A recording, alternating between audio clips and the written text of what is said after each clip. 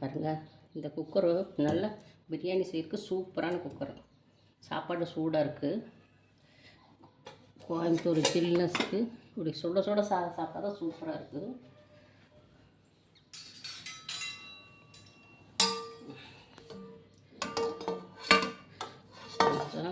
சாதம் வச்சு சூடாக ஆள் பறக்குது.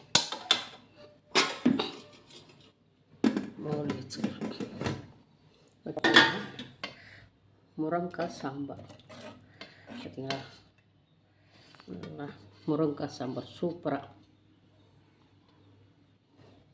பார்த்தீங்களா.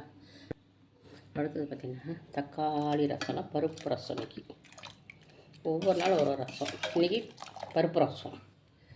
அப்புறம் அதுக்கு மேய்ச்சிங்க ஊர்லேருந்து வந்ததுனால காய்கறியெல்லாம் எதுவும் இல்லை, அதனால் இன்றைக்கி அப்பளம்.